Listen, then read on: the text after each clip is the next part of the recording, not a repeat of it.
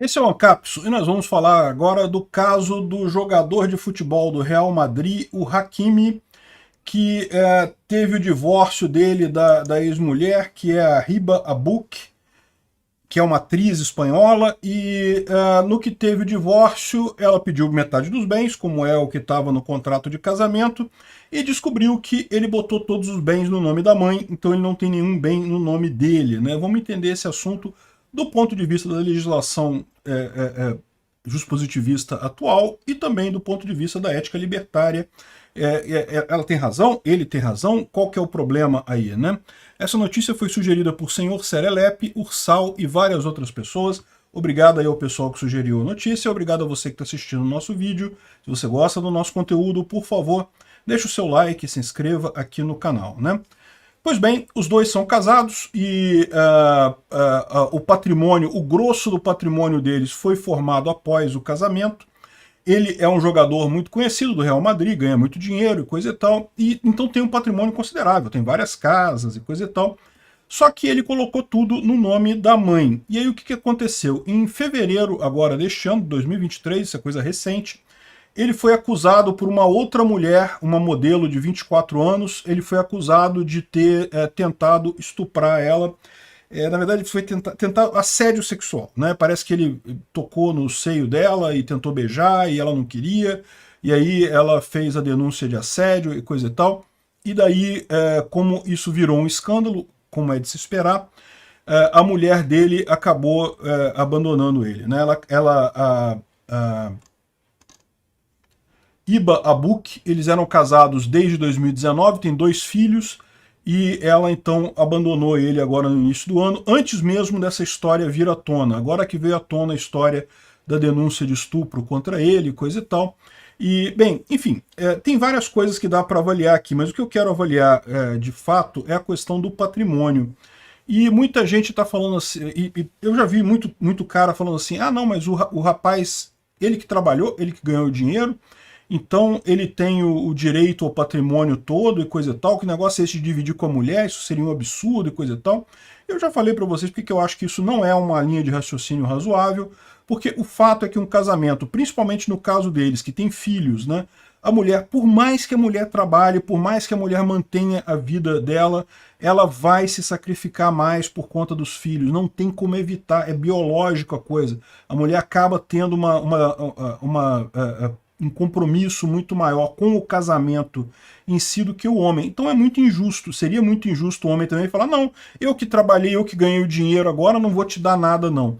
Então eu acho isso um erro danado, eu acho que é justo que haja uma divisão. Agora, a proporção dessa divisão é que realmente aí você pode considerar, né? Poderia depender de um monte de coisa. Por exemplo, quem é que quis terminar o casamento?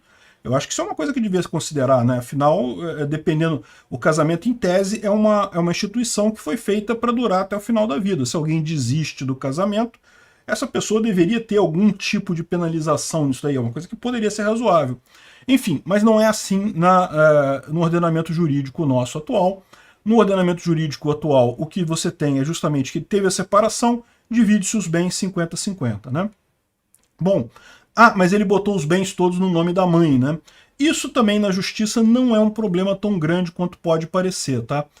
Ainda mais num caso como o dele, que é um caso notório e coisa e tal, que ele é um cara que todo mundo sabe que tem muito dinheiro, todo mundo sabe que a casa é dele, mesmo que ele tenha colocado o nome da mãe, não é tão difícil assim você conseguir na justiça a mudança da titularidade da casa, tá? Esse negócio de tentar ocultar patrimônio, é lógico, o que o pessoal faz quando eles ocultam patrimônio? Eles ocultam um monte de coisa, de forma que mesmo que ela consiga encontrar algumas coisas e aí trazer para o nome dela ou para o nome dele e fazer a divisão e coisa e tal, outras coisas vão continuar ocultas e coisa e tal.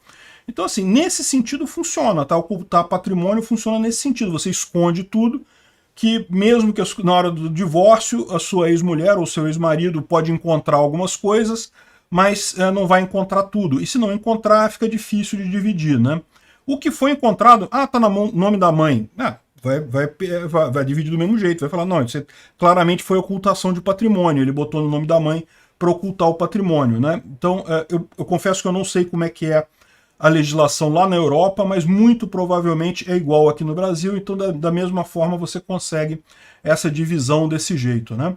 Esse tipo de coisa é um expediente que é muito usado por muita gente, mas que no final das contas não consegue resolver muito não. Como eu falei, o que for o patrimônio principal deles, a casa principal, ou o que for assim, ela vai conseguir reverter e vai conseguir pegar metade desse dinheiro no final das contas. Vai dar mais trabalho, mas consegue. O que o pessoal consegue fazer é isso. Espalha um monte de coisinha, aí vai ter uma coisa ou outra que o pessoal não vai descobrir, e aí não tem como fazer isso, né?